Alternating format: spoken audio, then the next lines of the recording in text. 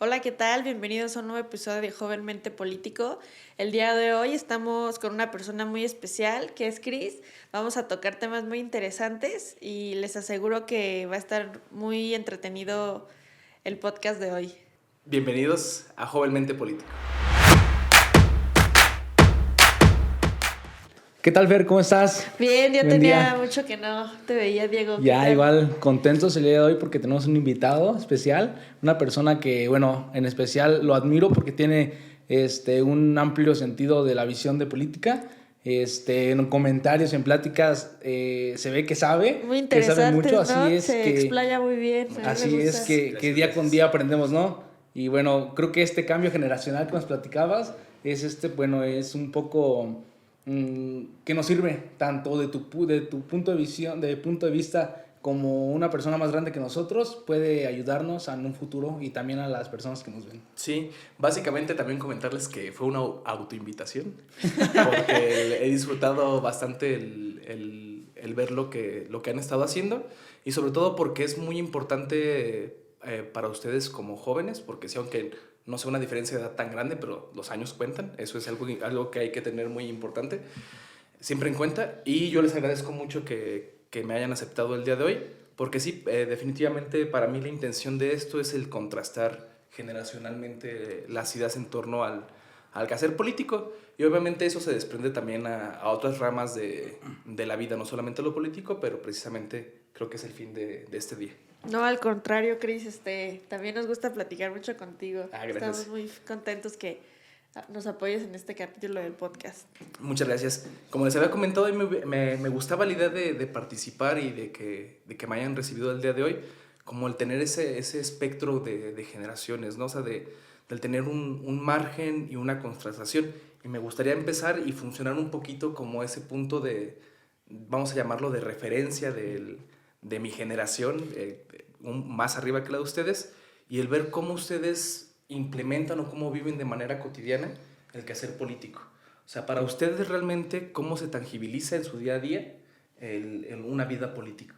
Y me gustaría que pues contrasten ustedes con sus pensamientos. Ok, bueno, no sé si comienzas tú, Pau. ¿Tú, Fer? No, comienza, te escucho. Bueno, te escucho. creo que sí, como lo habíamos comentado, en estas etapas creo que es cuando más abundan las conversaciones de política. Sin embargo, en la vida cotidiana no lo hay. Te lo digo yo, que vengo de una familia que no es política, una familia que no hay, bueno, de hecho no hay ni abogados ni nada cerca de mi familia. Pues es un poquito el tabú, ¿no? De esta rama que dice, no, porque los políticos, bueno, sin fin de comentarios, ¿no? Sí, claro. Malos, de que dicen son rateros, son tal cosa, no tal cosa, y uno dices, ok, pero creo que es desde el punto donde uno puede cambiar el país, uno puede mejorar, ayudar a la sociedad, y sí, como tú lo comentas, día a día lamentablemente no se vive, solamente se viven etapas, y sí es, no sé, tú cómo lo puedas plantear desde tu punto de vista.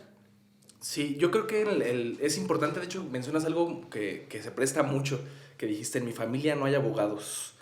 Y creo que eso es parte del problema, ¿no, sí, creen? O sea, sí, precisamente que la vida política como corresponde solamente a una carrera o a una profesión. Ajá, que se le atribuye a los abogados, ¿no? Exactamente, que sí, como que se cierra también a ese tipo de quehaceres, y sobre todo también parte del tabú de vivir una vida política en familia o en los amigos, en una sociedad pues más cercana.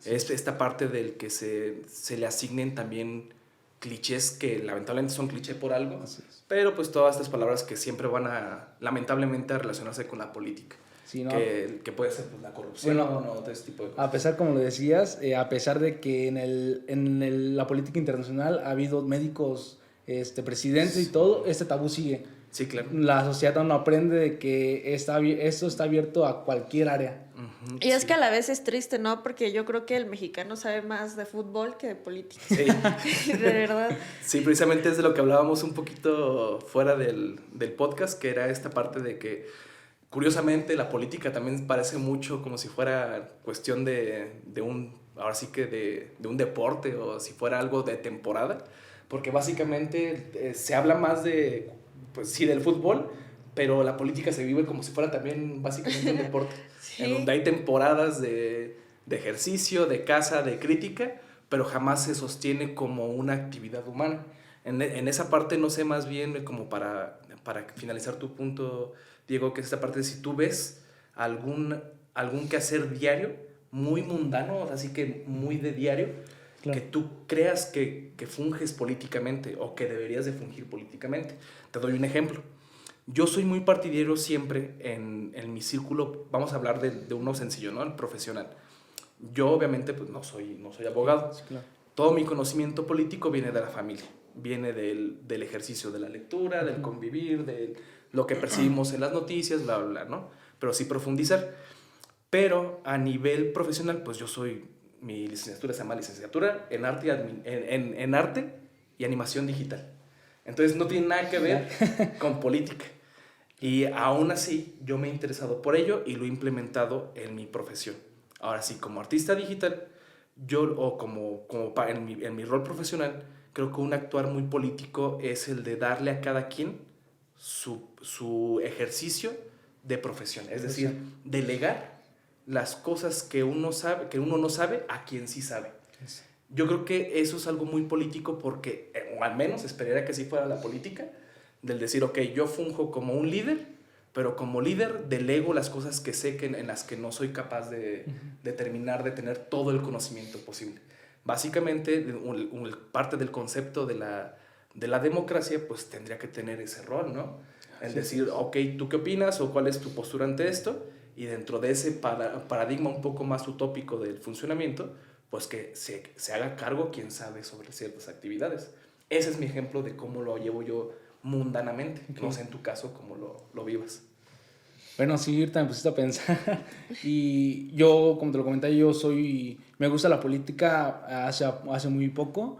Y como lo comentas, sí, la política yo la vivo creo que cotidianamente en ese sentido de comentarios a mis familiares, ¿no? Por ejemplo, no sé si me van a entender, en este sentido de que, como te comento, mi familia no es nada en político, claro. Y yo trato de un poquito de ayudarles o un poquito de entender, exacto, de decirle, no, pues, a pesar de que tú pareces que no te interesa esto, realmente nos sí que interesar porque está pasando esta cosa, esto nos puede ayudar y así justamente como tú lo comentas. Claro. A mi parecer, un ejemplo, le digo a mi papá, a mi parecer este señor no está apto para esta posición porque no trae esto y esto. Claro. O sea, no es como que no trae ese conocimiento. Claro, y sí, esa es mi forma de un poquito de mundana, como tú lo mencionas, de la política. Políticamente. Así es. Sí, qué interesante. Eso es muy bueno que seas como un distribuidor de información, ¿no? O sea, básicamente sí.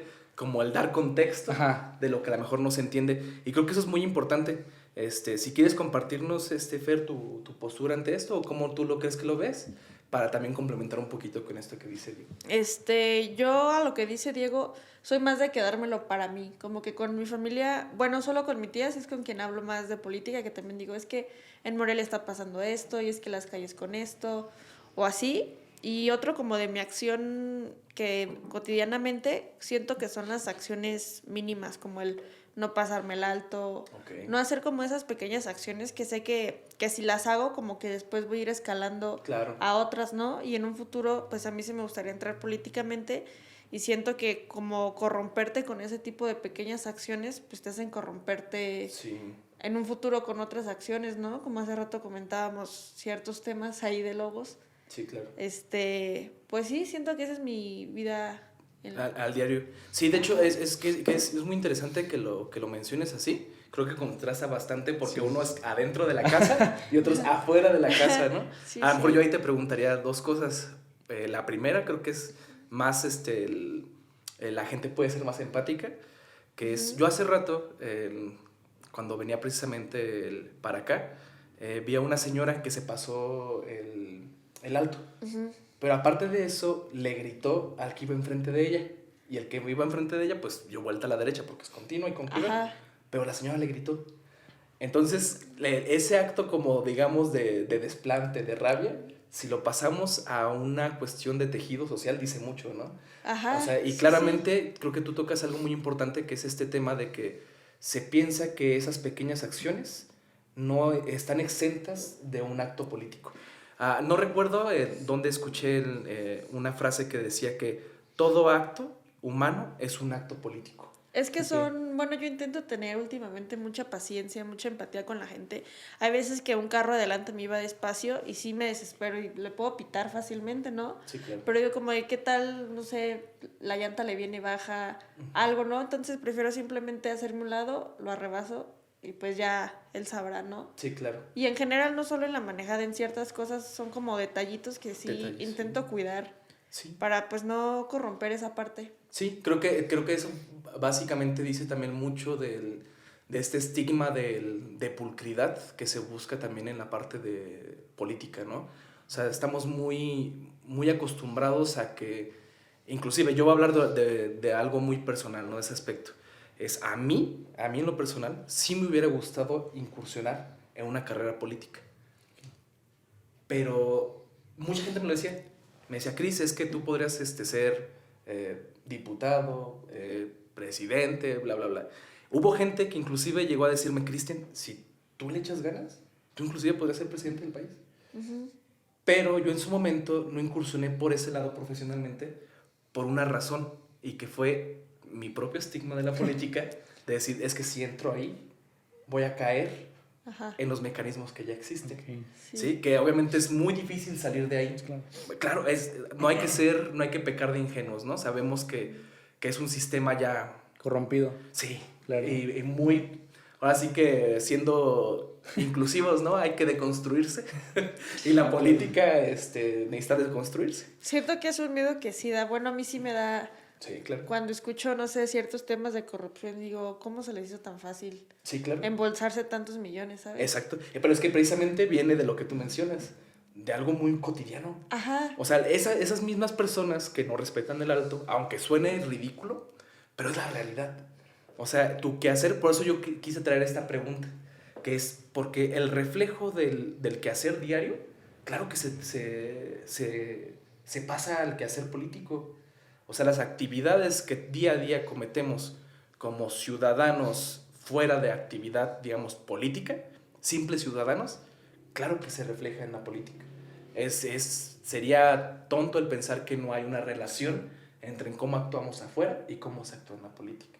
Creo que por eso era muy importante esa pregunta. Y también de tu parte, que me hizo mucho ruido, es el que sepas diferenciar por qué con tu tía sí y por qué con tu familia no.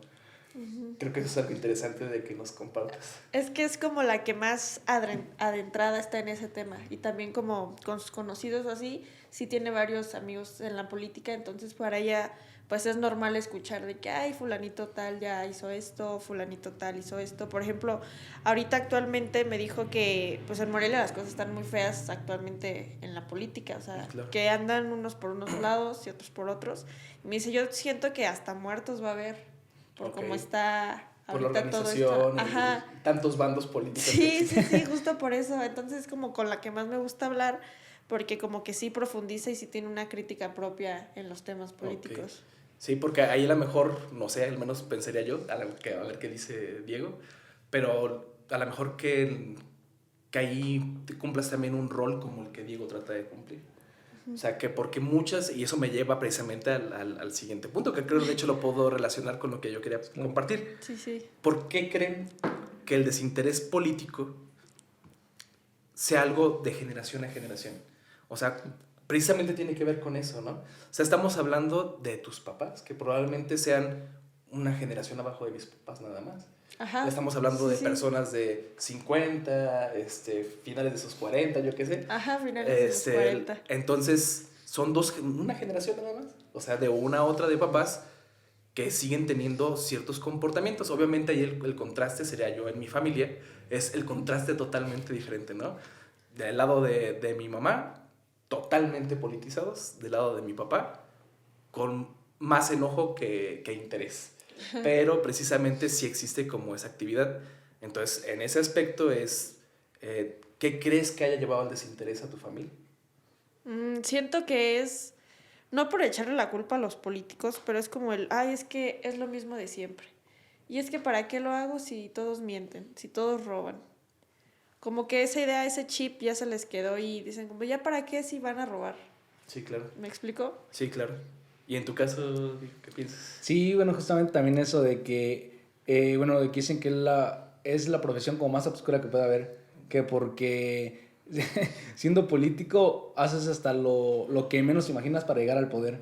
Es lo que siempre he escuchado y sí es como que también a veces suena en la cabeza que dices, wow, o sea, cuánta razón sí tienen, Sí, claro. pero creo que hay que cambiar ese estigma. Sí.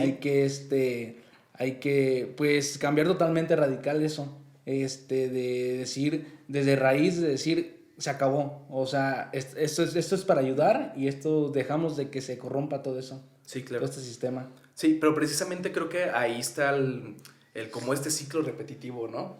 Del decir, es que es lo mismo, es que es una carrera, una profesión o inclusive un oficio muy oscuro, etcétera, etcétera. Creo que precisamente yo ahí, después de lo que les compartía, de que en algún momento sí quise o tenía como esa visión de decir, pues sí, yo podría hacer las cosas mejor, ¿no?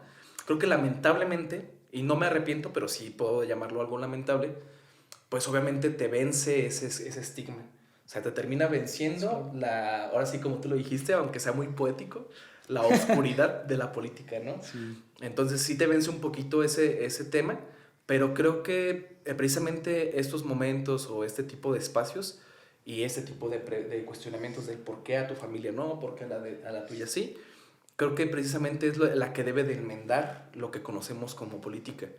¿Por qué? Porque si seguimos en el oscurantismo de que la política es mala, de que siempre va a ser lo mismo, pues realmente no vamos a poder cosechar esas pequeñas acciones. Y siento que aparte en México no hay como un incentivo para como hacerse saber de esto, ¿no? Porque, por ejemplo, veo mucha gente o se escucha mucha gente que no vota, pero tras el sexenio sí se está quejando y dice es que porque esto, es que porque el otro. Y le dices tú como, bueno, ¿y por quién votaste si él no te gusta, no? Sí, claro. No, yo no fui a votar, Sí. ¿no? Y por ejemplo, si no me equivoco, creo que en Perú, ahí es creo obligatorio votar si no te detienen como algún papel, un acta de nacimiento, tu CURP o algo así. Ok. Entonces como que eso incentiva a la gente a decir, pues sí voy a votar porque qué tal lo ocupo esto a futuro.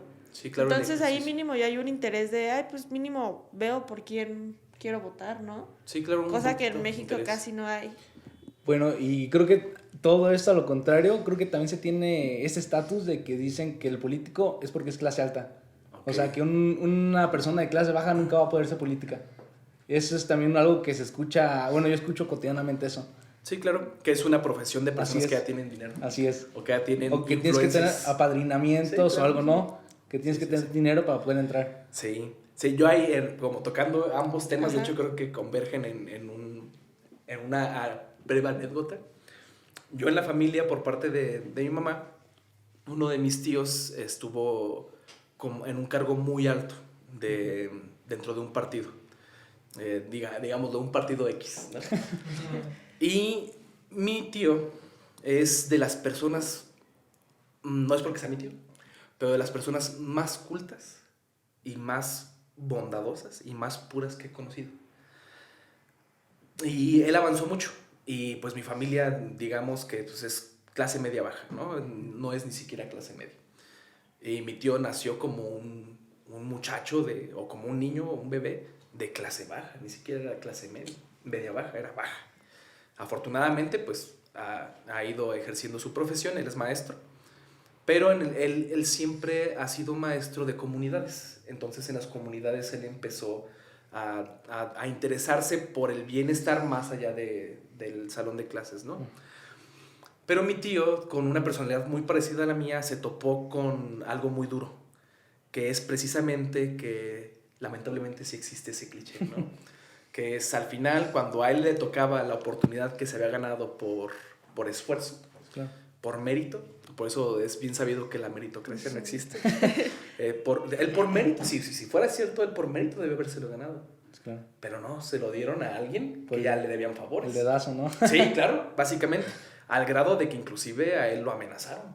O sea, a él le amenazaron su integridad física. Entonces él se vio pues rebasado moralmente, espiritualmente, claro, y terminó súper decepcionado, al grado de la depresión. Ok, bueno, disculpen las molestias, una falla técnica, se deprimió el celular. De la anécdota cayó en depresión.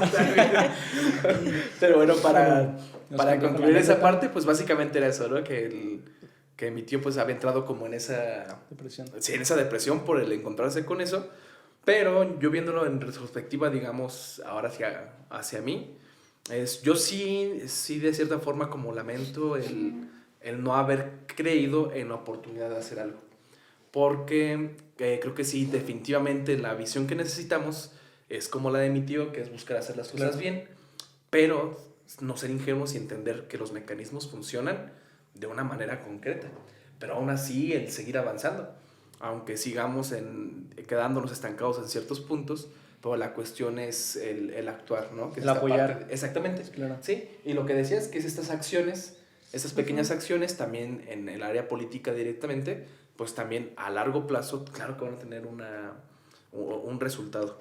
Y es que desde ahorita se ve, ¿no? Por ejemplo, en algunos grupos así políticos, como el tener empatía con tus mismos compañeros que están ahí en el grupo político, ¿no? Porque yo a veces sí noto que unos muy dispersos o cosas así, entonces como que desde ahí se va viendo que si así estás trabajando en un grupo, ¿qué se espera a futuro, no? Sí, exactamente. Y no que todos te caigan bien a fuerza, no, pero sí tratar de generar más empatía Sí. en general. Sí, exactamente. Y pues sí, realmente digamos como en esa parte del disgusto generacional, que básicamente es el punto que estamos pues abordando ahorita, pues creo que es algo que se tiene que seguir solventando, porque no solamente es de nuestros papás, también es de nosotros, de nuestros hermanos, de ustedes que son más chicos y también posiblemente, y más de una manera más oscura, las generaciones más pequeñas, ¿no? O sea, generaciones todavía más jóvenes, no sé, de que ahorita tienen 13, 14 años, no, pues en el porvenir en ese aspecto, pues la verdad se ve todavía más difícil, porque obviamente las prioridades para ellos a nivel humano pues van cambiando también. Entonces claro que es un camino complejo, este camino del el afrontar el desinterés, pero es un camino que se tiene que resolver, creo yo. Sí, bueno, como lo comentabas, eso me causó mucha impresión de que me comentabas hace hace minutos, de que todo acto es político. Sí, o sea, claro. todo acto humano es político. Y sí, bueno, justamente en elecciones pasadas, no sé si, bueno, se dieron cuenta sobre algunos artistas y algo que se hicieron videos grabando a un partido. Sí, claro. Y bueno, creo que eso, aunque por parte legal fue algo, bueno, así, ilegal, pero creo que eso fue un punto objetivo hacia aquellas generaciones que iban entrando nuevas, Sí. para todas aquellas personas que usan las redes sociales, ¿no? Que tienen desinterés. Exacto, para eso. Por eso ahorita me quedé pensando en ese aspecto que uno a lo mejor en ese momento no lo entendía. Claro. Hasta ahorita tocando ese tema dices, wow, o sea, claro que hay personas muy inteligentes, pero esa inteligencia la usan para algo no tan amigable. Sí, ajá, a mí sí me hace ruido ese de eso del partido, que digo, bueno, ¿cómo es que...? Porque por ahí creo que salía en la suma que le habían pagado a cada persona, y pues en general para lo que ellos ganan sí se me hace una suma pues leve, o sea, fue como cómo te dejaste vender por tan poquito dinero, ¿no? O sea, no ahorita poquito, sino a general de ellos, pues para ellos a mí se me hace una cantidad muy leve. Sí, porque aparte dice mucho, ¿no? O sea, el qué poco vale su perspectiva política. Ajá. Qué poco te vendes. Exacto, sí. No, ¿sí? Más que eso, yo creo que hay una frase también que a lo mejor va un poco en paralelo a lo que les comentaba del que todo acto humano es un acto político, y es otro que malamente puede relacionarse, que es todo el mundo tiene un precio. y esa creo que es una de las frases que precisamente, al menos a mí, me dan miedo, ¿no? Claro. Porque yo, digamos, desde una postura de autoconocimiento, que obviamente todos podemos decir que nos conocemos hasta cierto punto, no del todo, pero creo que en su momento ese era un miedo para mí, el decir, ok, ¿cuánto vale mi actuar? ¿No? Okay. ¿Cuánto vale mis decisiones? ¿Cuánto vale mis pensamientos? Y ahora sí que básicamente cuánto vale mi dignidad, ¿no? Okay. Y creo que eso choca mucho con eso que comentan de este evento de los influencers que empezaron sobre todo en TikTok, si no mal recuerdo se dio mucho esto, que dice mucho de la desesperación también del reencumbrar a esas generaciones de más abajo hacia los actos políticos. Porque básicamente es un acto desesperado de llegar a una generación que cada vez tiene más desinterés. Así es. Entonces está totalmente relacionado. Y ahora, dice mucho, como bien dices, Fer, la cantidad por la que lo hacen, ¿no? A lo mejor pensando en algunos de ellos, que son personas para las que a lo mejor ni siquiera lo sopesaron como algo de dignidad. O sea, es tanto el desinterés o es tanto la falta de creencia sobre un sistema político que es, pues dame 3 pesos y digo la que tú quieras. De todos modos, no va a impactar de ninguna forma porque al final del día el sistema político ya es como es, ¿no? Entonces es una cadena una secuencia de hechos que lo único que hacen es sepultar más y más y más y más el estigma político. Sí, no, porque siento que si hubieran cambiado las cosas, haz una campaña no en un partido en general, sino a todos, o sea, mete a todos los partidos o en sí mete a la política, pues hubiera estado diferente, ¿no? Sí, claro. Acomodarnos publicidad a nosotros y di que somos un muy buen partido. Sí, exactamente. De hecho, no recuerdo qué influencer también que salió precisamente a señalar a estos otros influencers, dijo, ¿por qué no recibiste el dinero y mejor no hiciste nada? De todos modos no te puedan decir, regrésame el dinero, porque legalmente, pues tú dices, pues me estás tratando de comprar. Entonces, digamos que era como robarle al rico de cierta forma, pero también al final del día es un acto, pues sí, como tal, un robo, ¿no? Pero era un robo que no podía ser punible. ¿Por qué? Porque era bajo un hecho ilegal. Entonces fue así como, es un choque de conceptos en donde decir, ok, pues róbales a ellos que tienen, de todos modos son corruptos. Sí, claro. Entonces no te va a afectar en nada, ¿no? Entonces creo que precisamente es un gran reflejo de lo que pasa a nivel tejido social.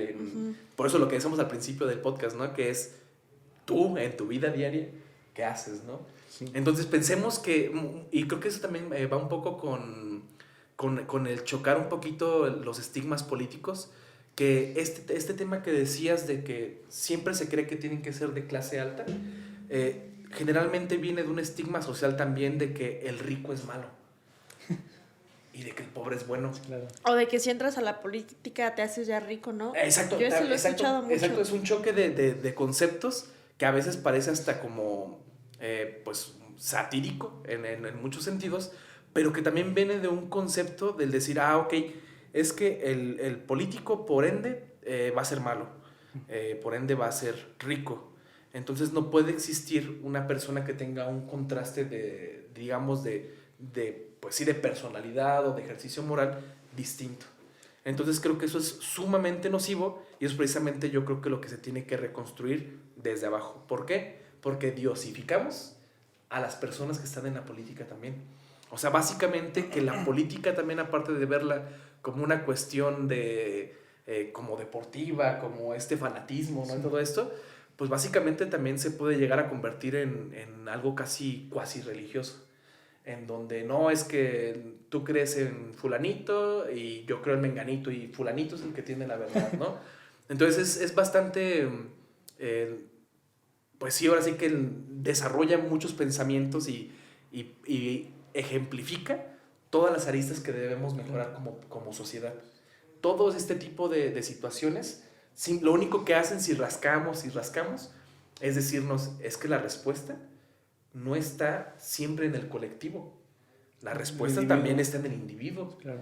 Entonces hay que recordar, y creo que es algo que vale la pena reflexionar, que estas personas en posiciones políticas o que aspiran a posturas políticas o posiciones políticas, al final del día son personas como nosotros.